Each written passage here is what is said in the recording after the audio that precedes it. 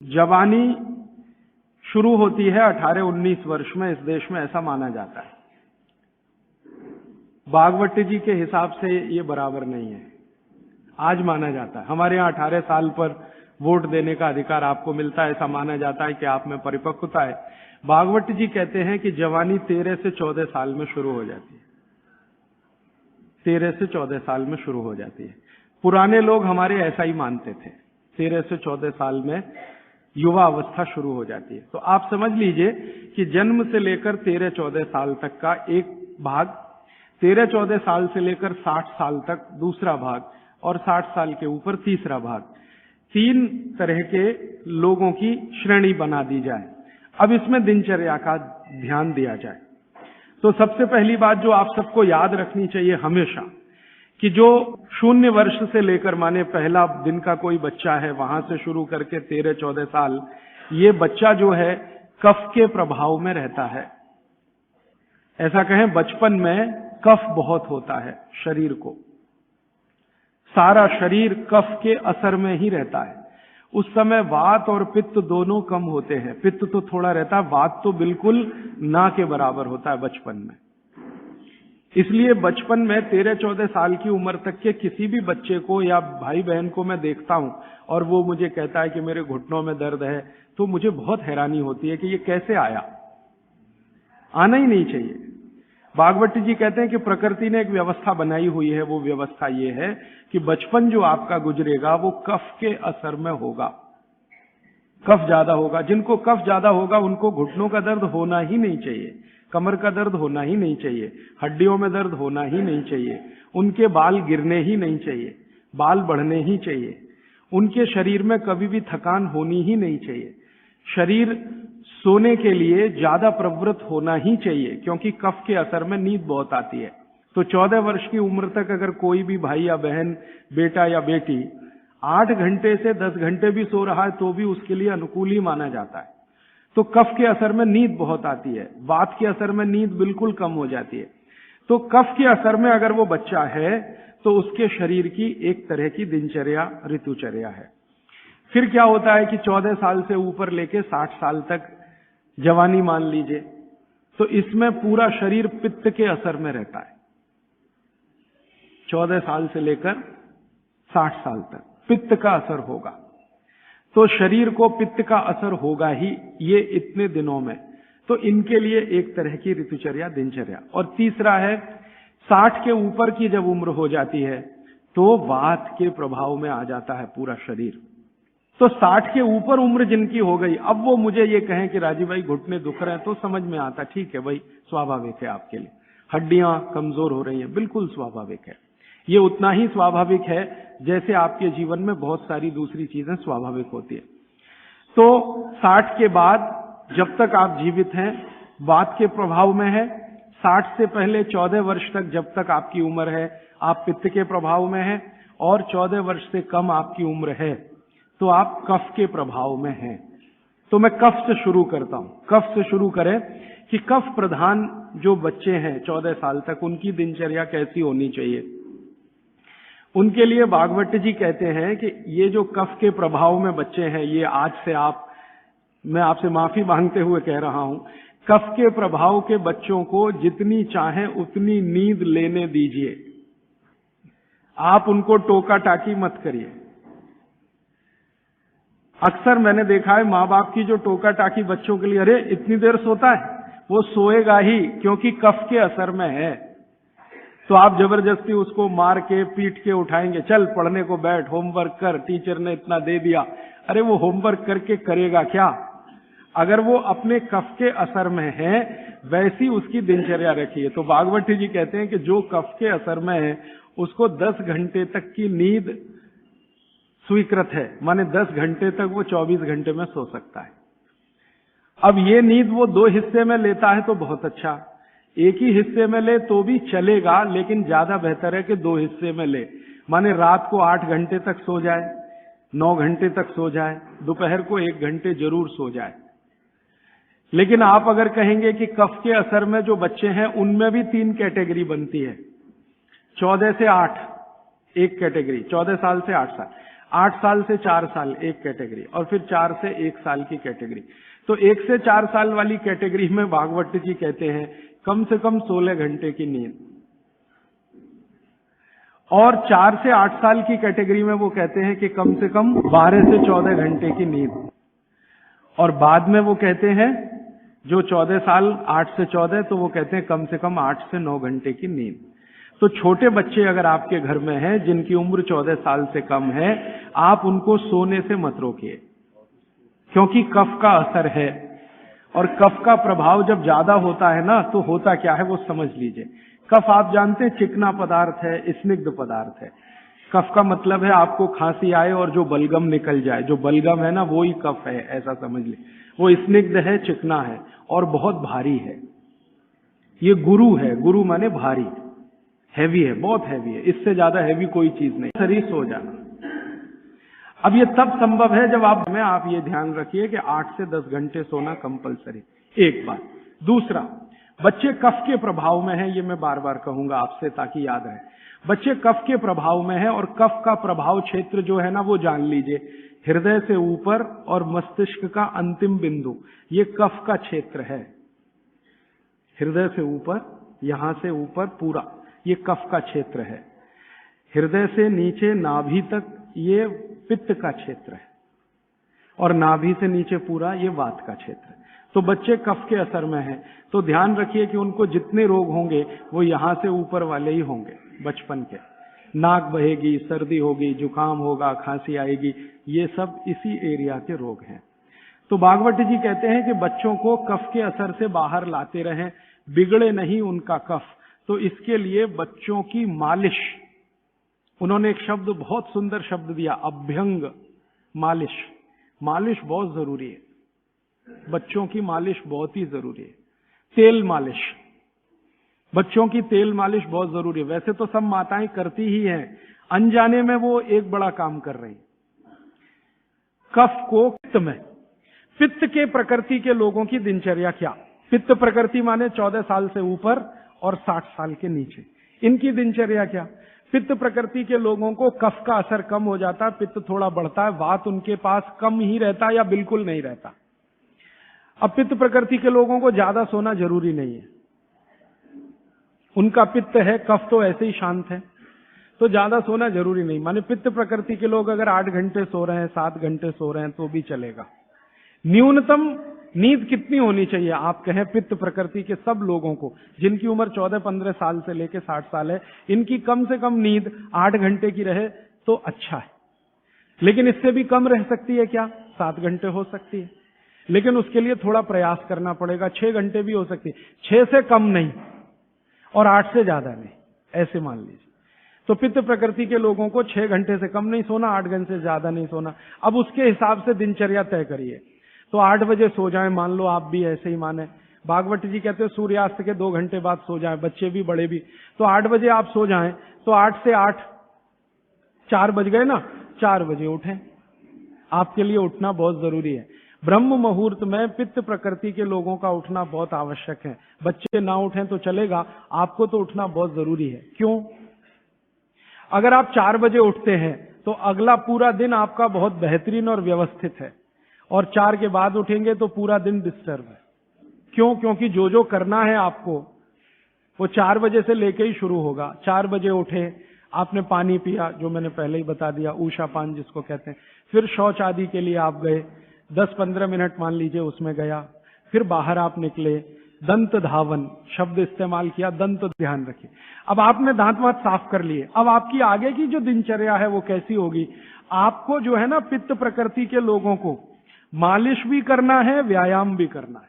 बच्चों के लिए तो सिर्फ मालिश है, आपके लिए मालिश भी है, व्यायाम भी है। तो अब आप में कई बार कंफ्यूजन ऐसा होगा कि व्यायाम पहले करें कि मालिश पहले करें। तो भागवत जी ने क्लियर कहा है कि वात के जो रोगी हैं उनको मालिश पहले, व्यायाम बाद में। और पित्त के जो रोगी हैं, रोगी से मतलब आप पित्त के असर में हैं, तो व्यायाम पहले, मालिश बाद में। तो आपको व्यायाम पहले करना है, मालिश उसके बाद करनी है। अब आप पूछेंगे कितना व्यायाम करें? तो आपके लिए भी नियम वही है कि जैसे ही आपके बगल में पसीना आया, व्यायाम रोक दें। जैसे ही बगल में पसीना आया, व्यायाम 20 मिनट में पसीना आ जाएगा, उतना काफी। फिर उसके बाद मालिश।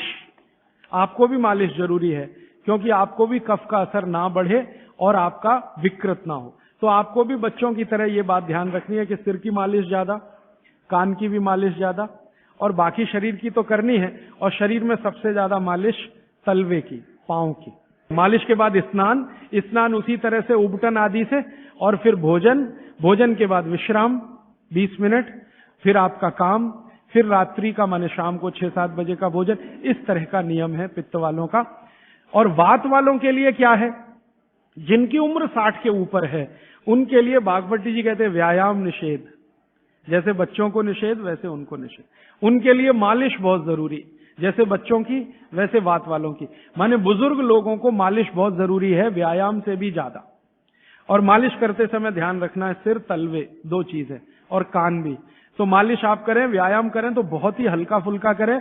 लेकिन ये नियम भागवत जी ने नहीं बताया कि आप व्यायाम तब तक करें जब तक बगल में पसीना ना आए, क्योंकि एक उम्र के बाद पसीना बहुत कम हो जाता है। तो हो सकता है 1 घंटे तक भी ना आए और आप करते रहे। ये पित्त और कफ वालों के लिए है, सिर्फ वात वालों के लिए। तो वात वाले तो जीवन में जितने आराम से रह सकें। वैसे तो वात वालों के लिए भागवत जी कहते हैं कि उनको तो एक ही काम है, वो है दिशा निर्देश। बुजुर्गों का एक ही काम है कि घर में बैठे हैं और दिशा निर्देश दे रहे हैं, ऐसा मत करो, ऐसा करो, ऐसा मत करो, क्योंकि उन्होंने जीवन का सारा अनुभव ले लिया। बच्चे कफ के प्रभाव में हैं, ये मैं बार बार कहूंगा आपसे ताकि याद रहे। बच्चे कफ के प्रभाव में हैं, और कफ का प्रभाव क्षेत्र जो है ना, वो जान लीजिए, हृदय से ऊपर और मस्तिष्क का अंतिम बिंदु, ये कफ का क्षेत्र है। हृदय से ऊपर, यहां से ऊपर पूरा ये कफ का क्षेत्र है। हृदय से नीचे नाभि तक ये पित्त का क्षेत्र है, और नाभि से नीचे पूरा ये वात का क्षेत्र है। तो बच्चे कफ के असर में हैं, तो ध्यान रखिए कि उनको जितने रोग होंगे वो यहां से ऊपर वाले ही होंगे। बचपन के नाक बहेगी, सर्दी होगी, जुकाम होगा, खांसी आएगी, ये सब इसी एरिया के रोग हैं। तो भागवत जी कहते हैं कि बच्चों को कफ के असर से बाहर लाते रहें, बिगड़े नहीं उनका कफ। तो इसके लिए बच्चों की मालिश, उन्होंने एक शब्द, बहुत सुंदर शब्द दिया, अभ्यंग मालिश। मालिश बहुत जरूरी है, बच्चों की मालिश बहुत ही जरूरी है। तेल मालिश, बच्चों की तेल मालिश बहुत जरूरी है। वैसे तो सब माताएं करती ही हैं, अनजाने में वो एक बड़ा काम कर रही। कफ को कम करने की जो दूसरी चीज बताई है भागवत ने, एक तो मैंने बताया नींद, जो कफ की विकृति को कंट्रोल में लाती है। दूसरी चीज जो कफ को कंट्रोल करती है, नियंत्रित करती है, वो है मालिश, घिसाई, रगड़ाई। ये कफ को कंट्रोल करती है। नींद के बाद हो गई मालिश। तो बच्चों की मालिश अत्यंत जरूरी है। तो सुबह जब वो सोकर उठते हैं, शौच आदि से निवृत्त होकर आते हैं, तो उनकी मालिश होनी ही चाहिए। अब भागवत जी ने कहा है कि जो कफ के असर में है वो व्यायाम ना करे, वो प्राणायाम ना करे, योग आसन भी ना करे। ध्यान रखिए इस बात को। भागवत जी कहते हैं कि कफ के असर वाले व्यक्ति को ना तो व्यायाम, ना तो आसन, ना तो प्राणायाम, उसके लिए है मालिश, रगड़ाई चाहिए उसको शरीर के। ठीक है? तो मेरी आपको विनती है कि बच्चों को व्यायाम करने के लिए प्रोत्साहित मत करिए। कई बार माता पिता टीवी का चैनल खोल के वो रामदेव जी का चल रहा है, चल तू भी कर, उसके लिए नहीं है ये। व्यायाम, योग, प्राणायाम उनके लिए सबसे उपयोगी है जो पित्त के प्रभाव में है। वात के प्रभाव वालों को बहुत मामूली, पित्त वालों को सबसे ज्यादा, कफ वालों को बिल्कुल नहीं। योग, प्राणायाम, आसन कफ वालों को बिल्कुल नहीं, वात वालों को थोड़ा, पित्त वालों को सबसे ज्यादा। यह है सूत्र भागवत जी। तो बच्चों को मत प्रेरित करिए कि तुम आसन करो, कि तुम प्राणायाम करो, कि तुम ऐसी एक्सरसाइज करो। उनके लिए तो कफ के असर में है, तो ये एक्सरसाइज जितनी कम हो उतना अच्छा। मालिश करिए उनकी, भरपूर मालिश करिए। अब तीसरी बात, तीसरा सूत्र, बच्चों की मालिश कहां करें जी? पूरे शरीर में करें, पूरे शरीर में करिए।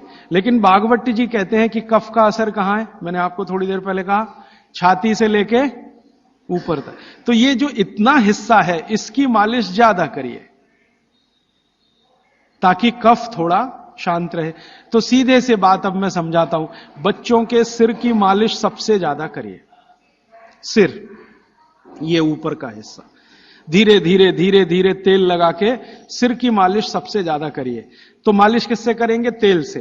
तेल जो है कफ नाशक है, तेल जो है ना कफ नाशक है। तो सिर की मालिश करेंगे, छोटे छोटे छिद्र हैं, तेल इससे अंदर जाएगा, कफ को सामान्य रखेगा। तो कफ के प्रभाव में बिगड़ेंगे नहीं बच्चे, माने गुस्सा नहीं करेंगे, चिड़चिड़े नहीं होंगे, निगेटिव नहीं होंगे, जिंदगी में गलत काम नहीं करेंगे। तो बच्चों के सिर की मालिश बहुत जरूरी है। सिर की मालिश आपको जो है ना, पित्त प्रकृति के लोगों को मालिश भी करना है, व्यायाम भी करना है। बच्चों के लिए तो सिर्फ मालिश है, आपके लिए मालिश भी है, व्यायाम भी है। तो अब आप में कई बार कंफ्यूजन ऐसा होगा कि व्यायाम पहले करें कि मालिश पहले करें। तो भागवत जी ने क्लियर कहा है कि वात के जो रोगी हैं उनको मालिश पहले, व्यायाम बाद में। और पित्त के जो रोगी हैं, रोगी से मतलब आप पित्त के असर में हैं, तो व्यायाम पहले, मालिश बाद में। तो आपको व्यायाम पहले करना है, मालिश उसके बाद करनी है। अब आप पूछेंगे कितना व्यायाम करें? तो आपके लिए भी नियम वही है कि जैसे ही आपके बगल में पसीना आया, व्यायाम रोक दें। जैसे ही बगल में पसीना आया, व्यायाम रोक दें, उसके आगे व्यायाम ना करें। पसीना आया, व्यायाम रोक दें। वो 10 मिनट में आए तो, 20 मिनट में आए तो, 25 मिनट में आए तो, 40 मिनट में आए तो, 1 घंटे में आए तो, आपके शरीर के हिसाब से ध्यान रखिए। इससे ज्यादा व्यायाम करने की कोशिश ना करें। अब वो कहते हैं सबसे अच्छा व्यायाम क्या? सबसे अच्छा, तो आप कहेंगे जी दौड़ना। तो भारत के हिसाब से ये सबसे अच्छा नहीं है। भारत के हिसाब से, भारत के हिसाब से ये दौड़ना बिल्कुल अच्छा नहीं है, क्योंकि दौड़ते समय वात बहुत प्रबल होता है और भारत वात प्रकृति का देश है। देशों की प्रकृति होती है वात प्रकृति, क्योंकि गर्मी है, ज्यादा इलाके में गर्मी है, वात प्रकृति का देश है, रुक्ष देश है। चेन्नई जैसे 2, 4, 10 बड़े शहरों को छोड़ दो जो समुद्र के किनारे, बाकी देश रुक्ष है। रुक्ष माने सूखी हवा चलती है, तो रुक्ष है तो वात ही होगा। तो वात प्रकृति का देश है, इसलिए दौड़ना तो यहां बिल्कुल निषिद्ध है। दौड़ना तो नहीं, रनिंग तो बिल्कुल नहीं, वो ट्रेडमिल पे दौड़े वो भी नहीं, एक्सरसाइजर लाके उसमें भी दौड़े बिल्कुल नहीं। वो कहते हैं कि ऐसे व्यायाम जो स्लो हैं, जिनमें वायु ना बढ़े। तो सबसे अच्छा उन्होंने बताया सूर्य नमस्कार आपके लिए। अब आप चाहे आसन के रूप में माने या उसको व्यायाम के रूप में माने, तो सूर्य नमस्कार आपके लिए सबसे अच्छा है। तो आप सीख लें सूर्य नमस्कार, किसी ने सीखा है वो दूसरे को सिखा दे, नहीं तो इस पर अलग से एक आप सेशन कर सकते हैं, सूर्य नमस्कार। दूसरे कुछ व्यायाम है आपको, तो वो व्यायाम में छोटे छोटे स्तर पर दंड बैठक, छोटे छोटे स्तर, ज्यादा लंबी नहीं, छोटी दंड बैठक है। और छोटे छोटे स्तर के कोई भी व्यायाम जिसमें बहुत तेजी से पसीना ना निकले, सीधी सी बात, घर में हो तो बहुत अच्छा। अब वैसे माताओं को तो भागवत जी कहते हैं कि व्यायाम की अतिरिक्त जरूरत ही नहीं है। अगर वो रसोई घर के भोजन में लगी हैं तो बहुत सारे व्यायाम आपके वहीं हो रहे हैं। जैसे चक्की चला रहे हैं तो बहुत अच्छा है, सिलबट्टे पे चटनी बना रहे हैं तो बहुत अच्छा है। आप कहेंगे हम करते नहीं है, मैं प्रेरणा दे रहा हूं, करने लगे आप। मिक्सी का उपयोग कम करें, सिलबट्टे का ज्यादा करें, चक्की का उपयोग ज्यादा करें, मिक्सी का उपयोग कम करें, बाजार में जो इलेक्ट्रिक चक्की है उसका उपयोग कम करें। वो मैं पहले भी बोल चुका था, अभी भी बोल रहा हूं कि आप चक्की को चला के आटा पीसेंगे, उसकी क्वालिटी बहुत बेहतरीन होने ही वाली है, क्योंकि इसमें घर्षण कम है। और घर्षण कम है ना, तो अनाज धीरे धीरे पिसेगा, और अनाज धीरे पिसेगा तो टेम्परेचर नहीं बढ़ेगा। और वात वाले देश में टेम्परेचर बढ़ना नहीं किसी भी चीज का। और आप इलेक्ट्रिक चक्की में पिसवाएंगे ना, बहुत तेज घर्षण है, तो अनाज में नाश हो जाएगा, पौष्टिकता कम होने ही वाली है। तो हाथ की चक्की का खा के देख लीजिए एक रोटी, और ये बिजली वाली चक्की का खा के देख लीजिए एक रोटी, एक ही मिनट में अंतर पता चल जाए। तो अगर आप करें तो अच्छा है। फिर आप कहेंगे जी चक्की मिलती नहीं। मैंने चेन्नई में देखा 2 लोगों को जो चक्की बना के देंगे, आप अगर उनको ऑर्डर दें तो। पत्थर वाले लोग यहां हैं, मैं 6 दिन से यहां घूम रहा हूं, सड़क पे दिखाई दिए, तो सिलबट्टा तो है उनके पास, चक्की नहीं है। क्यों नहीं है? वो कहते हैं कोई लेता नहीं तो क्या बनाए, आप लेंगे तो बनाएंगे। 2-4 बना हुआ है तो वो भी, और आपको कहीं ना मिले तो जरूर मुझे करें फोन, तो हम कुछ ट्रक भर भरा के राजस्थान से, गुजरात से भिजवाएंगे आपके पास। ट्रक भर के ही भेजेंगे तभी सस्ती पड़ेगी, 1-2 आएगी तो मुश्किल हो जाएगी। और आप अगर राजस्थान जाते हैं या गुजरात जाते हैं तो एक आध चक्की तो साथ में भी ला सकते हैं ना।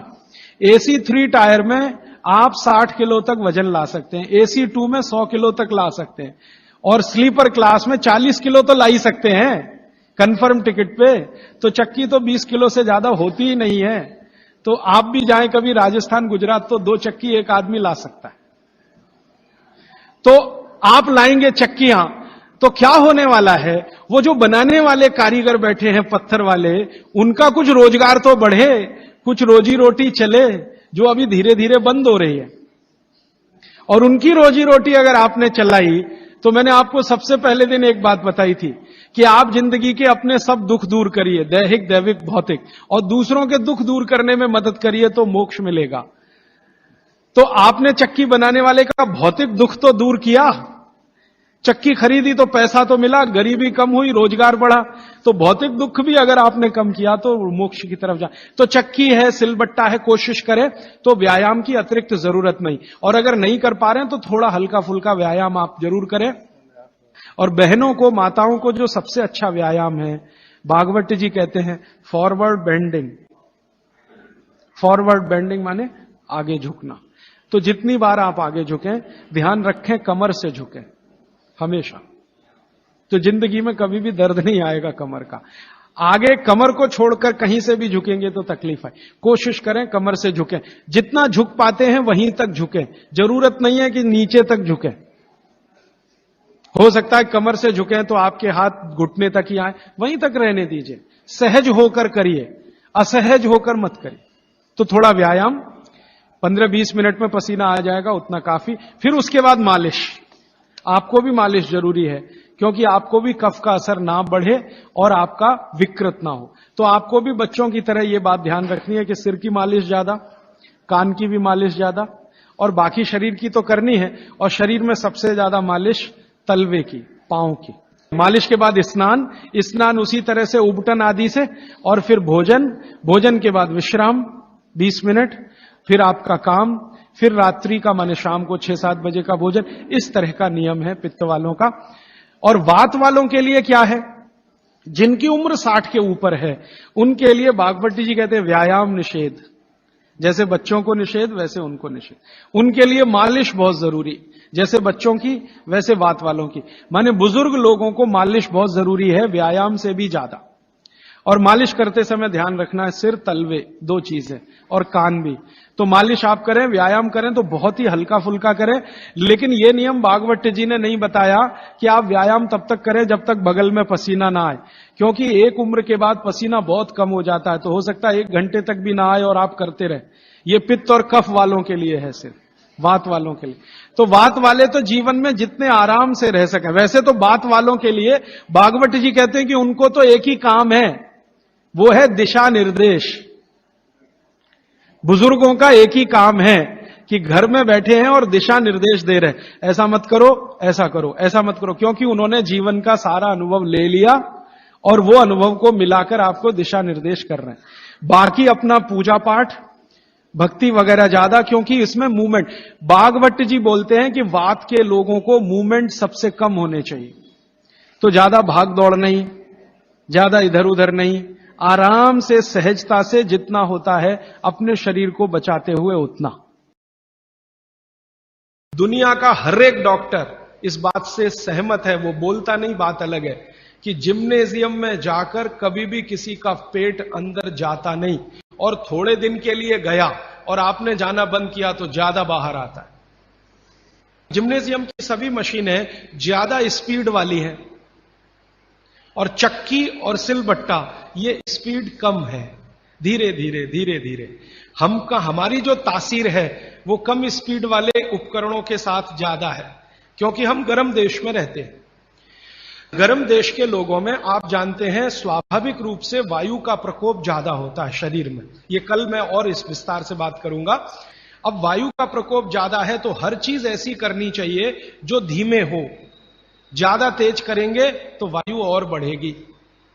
इसलिए यहां के जो डांस है ना, उनके स्टेप्स, जैसे भरतनाट्यम, जैसे कथक, कथकली, ओडिसी, कुचिपुड़ी, ये सब डांस के स्टेप आप देखो स्लो है। ज्यादा ठंड के देशों में क्या होगा कि वायु बिल्कुल उल्टी स्थिति में होती है, बहुत ही कम होती है शरीर में, और पित्त और कफ बहुत बढ़े हुए होते हैं। एक स्वस्थ व्यक्ति को 20 मिनट से ज्यादा व्यायाम नहीं करने की सलाह दी गई है। किसमें? आयुर्वेद में। आयुर्वेद का सबसे महत्वपूर्ण ग्रंथ है भागवत संहिता। उसमें एक श्लोक है, उसमें यह कहा गया है कि जो स्वस्थ व्यक्ति है और मानसिक श्रम करता है, मैं आपको ध्यान में रख के कह रहा हूं, उसको 20 मिनट से ज्यादा विश्राम नहीं करना चाहिए। और ये 20 मिनट का कैलकुलेशन फिर आगे उन्होंने और डिफ्रेंशिएट किया कि उसको उतना ही व्यायाम करना चाहिए जितना करने मात्र से उसकी ये जो दोनों क्या है, बगल कहते हैं, इसमें पसीना आ जाए, बस इतना ही व्यायाम। जैसे ही आपकी दोनों बगल में पसीना आया, आपको व्यायाम रोक देना चाहिए।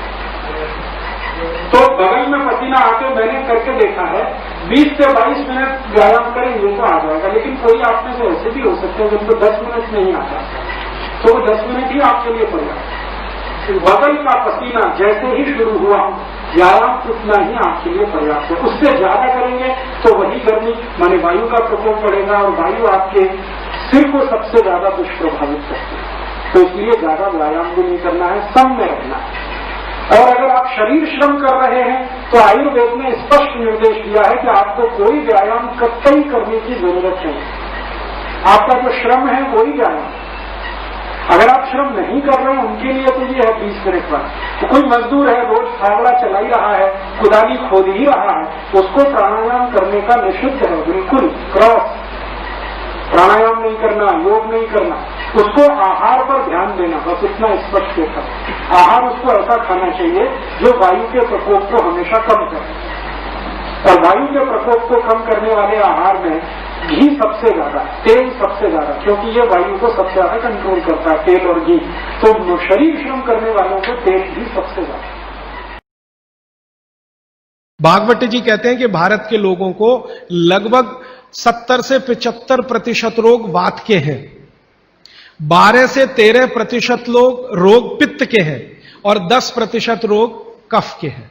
कफ के रोग हमारे यहां सबसे कम है, पित्त के थोड़े ज्यादा, वात के सबसे ज्यादा, क्योंकि हम गर्म जगह रहते हैं। तो आप ध्यान रखिए कि गर्म जगह में ऐसे काम मत करिए जिससे वात बढ़े। जैसे मैं आपको एक उदाहरण दूं, माफ करिएगा ये उदाहरण देते हुए, आप दौड़ लगाते हैं, रनिंग, इसमें वात सबसे ज्यादा बढ़ता है। हमारे यहां आजकल एक फैशन आया, मॉर्निंग में दौड़ो। दौड़ना नहीं है, चलना है। चलने और दौड़ने में अंतर आप समझते हैं। दौड़ने में ऊर्जा बहुत शरीर की, गर्मी बहुत शरीर की बढ़ेगी और वात को बढ़ाएगी। वात बढ़ेगा तो ये घुटने बहुत जल्दी आपके थकेंगे। आप देख लो, जितने हिंदुस्तान के रनर है ना, रनर 100 मीटर दौड़ने वाले, 200 मीटर, 35 साल के बाद किसी के घुटने काम नहीं करते, सब बैठ गए। मिल्खा सिंह को मैं मिला हूं, वो कहते हैं यार उस समय जो मैं दौड़ गया ना, अब पता चल रहा है कि उसका क्या असर है। परमानेंट डैमेज हो गए हैं दोनों नी जॉइंट्स मिल्खा सिंह के। तो भारत दौड़ने वाला देश नहीं है। माने सुबह आप जाओ तो मॉर्निंग वॉक के लिए जाओ, रनिंग के लिए मत जाओ। जाओगे तो वात बढ़ेगा, बात बढ़ेगा तो तकलीफ आए। तो भागवती जी बहुत गहरी बात कह रहे हैं। जहां रहते हो वहां की आबो हवा और तासीर को ध्यान में रखो। हमारी आबो हवा गर्म है, गर्म हवा में वात बढ़ता है, ये याद रखो। तो वात बढ़े ऐसा कोई काम मत करो। और यूरोप वालों के यहां क्या है, कफ बहुत बढ़ता है क्योंकि ठंड है, ठंड में हमेशा कफ बढ़ता है।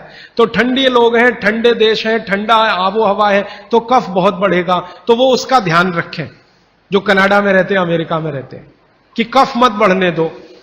अब वात ना बढ़े हमारा, कफ ना बढ़े यूरोप और अमेरिका वालों का, तो सारी दुनिया निरोगी।